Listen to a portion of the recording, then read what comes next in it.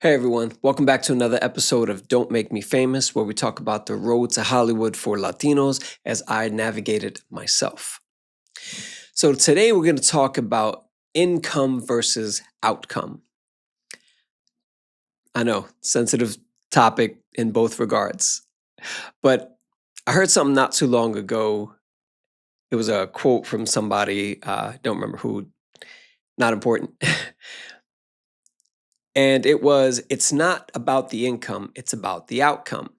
And that stuck with me, right? Because we start off doing these things for our own personal reasons. So it becomes, you have to ask yourself, what are you doing this for?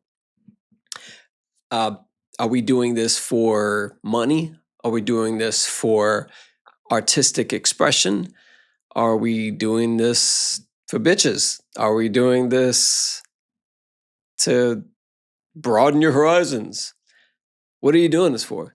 Everybody has a different reason, or at least a different reason that they start off with,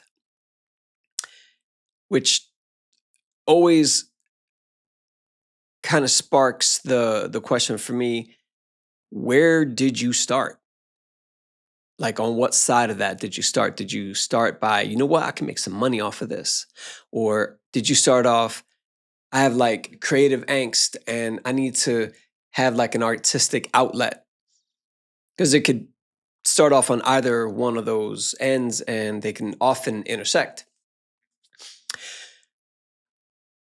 Me personally, I've always, by the grace of God, universe, whatever you want to call it, I've always been fortunate enough to be a hustler. It was definitely something that got instilled in me at a very early age, product of the 80s and 90s, I suppose. So you had a lot of that. You had people that were just out here getting it. However that made sense to them, legal and or otherwise, none of my business, but people did it. So I had a lot of influences for that part of my upbringing where it was like, you know what, you have to get money, you have to provide for yourself, you have to provide for your family, you have to chip in, all those things. So all of that thankfully made it possible for me to be in a position where I didn't care about doing things for money. So when it came to the artistic world, being an actor, I'm not doing it for the money, at least not yet, because there are, again, people have different motivations, different starting points, if you will. Some people have the starting point where they like to lean into the starving artist thing. They feel like if they have a 9 to 5, it might rob them of their creativity. Super valid point, by the way. It does affect a lot of people. A lot of people do get affected by that circumstance where it's like, I need to live and eat and provide for myself, family, the whole nine. People have those situations, and some people not fall victim, that's the wrong word to say, to use, but they'll start off, well, you know what, I'm gonna make a bunch of money and then I'm gonna get out, and then life happens. Of course, life is undefeated. So people start off that way. Some people start off with the, I guess, the creative end, or whereas they like me, like honestly, like I didn't start off doing things for money, because for one, I didn't feel like I was worthy of. Stop me if you heard this. I didn't feel like I was worthy of getting paid to do anything artistic. Like most people that give a shit about their art, they often feel or are plagued by imposter syndrome. You know, really nasty work. Don't fall for that shit. Some people it works for them to like they that's like their driving creative force to be like, nah, I'm not, it's not good enough ever. But that only, I feel like that comes to a point where you have to check that as well, just like you would ego and anything else, because too much of a situation is not always the best. But yeah, so you sometimes fall into that and you're like, nah, man, my stuff isn't good enough. Like nobody should be paying me. I need to earn the right to be paid. And that's fine. That you can go down that route, but you end up in the place where you're actually quite decent, at least at what you're doing, and you might be worth getting paid, and somebody might reach out to you for something, or you know you might inspire somebody and they might reach out to you and say, hey, yo, like I saw that thing you were working on and it kind of motivated me to write this thing, or, brainstorm this or something, whatever that may be. Those are always really cool circumstances that you might run into. Like, you never know. So it's super cool when you actually come across a like-minded individual on purpose or not. Networking is also definitely something that I feel puts you in touch with people that are, again, of like minds and, at least like motivations. And you can sometimes agree on some things, and, you shouldn't agree on everything, because then at that point you're giving up too much and you're not really voicing or being yourself to that degree where you need to make anything that you are not going to just hate.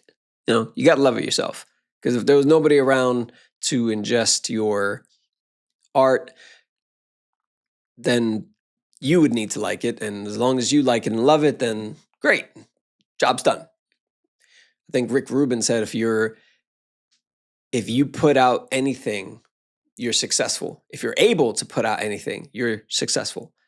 And that is a big perspective switch for a lot of people. I know it was for me to hear that from somebody that is very successful. So, yeah. What are you doing it for? Are you doing it for money? Great. Are you doing it for art? Great. Do they sometimes intersect? Yeah, sometimes. So that's an important distinction to make. Sometimes you will get into a situation where you start off with the best intentions. And this is either or, by the way. You start off with the right intentions and you start doing it for the love of something. And, I want to make things that matter to my people, to art, and I want to just contribute. And that's fantastic. That's very, very noble starting point. Not everybody has that, or at least not everybody stays in that. I've seen a lot of people just throughout life that start off with very noble artistic endeavors and intentions, and then they need to eat and they need to make a buck to feed their family, put a roof over their heads. They start a family, their family grows, they get 10 dogs, whatever the case, right? But your circumstances change. And you might be in a position where I would love to make this indie because it just would it would feed my soul, my heart. But then somebody's offering you a writing gig and you're like, damn, how much does it pay? Damn, that's good. Or, hey, come shoot this soul-sucking show, which, again, any work is great work, right? If you need the money. So that's great. But then you also come into the other end of that of you shouldn't be doing everything for money. But then again, nobody's going to be telling me what the fuck I need to be doing or not for money. So there's that balancing act again that you have to keep playing as an artist and as an adult, because you have a lot of plates in the air. Then some are intentional, some get handed to you. And you're like, oh shit, all right, cool, I got another plate now. So it's it's definitely a sensitive subject for a lot of people, myself included. You want to do what's artistically quenching, but you also want to feed yourself. And sometimes you get lucky because this industry is very, I'm not going to say luck, because luck, I feel like the word luck or the idea of luck cheapens hard work. And if you work hard for whatever amount of years and somebody's like, man, you were lucky, it's like, fuck you. Luck. Like, yeah, X amount of days, months, years of luck. Nah, get the fuck out of here. Like, you have to respect time put in. That's what I respect. That's luck. But then luck for some people is where preparation meets hard work. That's luck. But I think some people call that the 5 Ps, right? Proper performance. No, I'm sorry. Proper preparation prevents poor performance. So it's cool. It's like, I think that's like a sports term, but yeah, back to the intentions, right? So I've seen people that start off. I've seen a lot of cases where it's like, oh, this person's just making like some bullshit show or bullshit movie. Clearly a cash grab type of situation, and then later on when they get the alleviation of money and what that does for some people, it allows them to really dip into that creative side, because like, all right, well, in a perfect world where all your bills are paid, your family wants for nothing, and you're able to like really sit down and say, hey, I have this passion project that I want to pitch you. And sometimes you get those situations. You might get that situation, and you're making the next A24 movie that just blew everybody's fucking mind. Some semi-culty film, or whatever speaks to you, right? Or to the audience at least that you're trying to reach. So there's different starting points, of course, and like I feel like they intersect with a lot of people. I'm sorry, with each other rather. Like they intersect with each other, and it's beautiful, because it's like you don't know what's gonna happen until you fucking try. So you can start off with like really shitty, like, oh man, I'm trying to make some money, man. I heard the film industry, film, television, commercials, all that stuff. You start a production company, you start a casting company. I want to get in there. I want to do this. I want to do something in the arts because I know that I have the drive for it and I can make a lot of money. I want to be eventually a studio head, blah, blah, blah, blah, blah, blah, blah. And sometimes those people have somewhat of a coming to God moment artistically, and they're like, it doesn't feel right here. It doesn't feel right. I want to do something different. I want to give somebody a shot. I want to work with this person. I want to put these two people together. I want to put more representation out for this group of people. It happens. And that's the beauty of it, that you don't know what turn things are going to take. And sometimes you start off as the hero and turn into the villain, or vice versa. Start off as like the bad guy, and who has a change of heart. Again, stop me if you've heard this. It's been a running theme with heroes and villains and storytelling, because it imitates life. It imitates life. Some things you start off as, and then you morph into something else, and either could be beautiful and scary or fun. It's just how you're looking at it, with what lens and perspective. So I love that. So at the end of the day, for me, it's not the income, it's the outcome. Because I I would like to think that I want to do something because it's going to be something I want to put out or do if there was no such thing as money. That's always been my goal, right? Like I want to make content, I want to make film, television, whatever, all of it. Because I feel like I have something to say and I feel like I have something to represent for.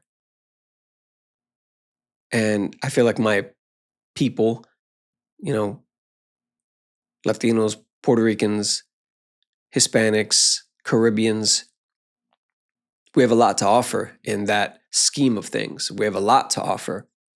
I'm going to say this ad nauseum because it's the truth. So I want to do that as if there was no such thing as money. That way I can give it my all and I'm not motivated by money, even though I'm not going to lie to you. If I'm given the opportunity to do both or, whatever type of like 60-40 split or 70-30 where it's like fine, cool. I'll do a little not selling out, but like you have to play the game, so to speak, in some cases. But I would hope and want myself to be competent enough to not go into too far into the dark side, as it were. But even if it did happen, I mean, hey, I still like as long as you're still alive, you can come back from one situation into the other. So might be a good story, a good biopic, right? So yeah, I try to just have that be the case because I you know when I make money at something, because you have to manifest, right? So when I make money at enough of this, be it commercial, film, television, because I will and I am, I want to get to the point where everybody wants to get to, where they don't have to worry about a 9 to 5 anymore. You know, that's the goal, to say, all right, peace out, 9 to 5 corporate gig, only to be greeted by, hey, I know you hate 9 to 5s, but how about we trade that for maybe 14 to 16-hour days? you know, and but it's of your own free will, and it's also feeding that other side of your heart, where it's like, oh, that's the creativity being fed, and it doesn't matter because it's like it's kind of like you started your own business and you are the business. You are the face of your own company, of your brand. And I hate that branding shit, but you have to do it. Yeah, there's truth to it.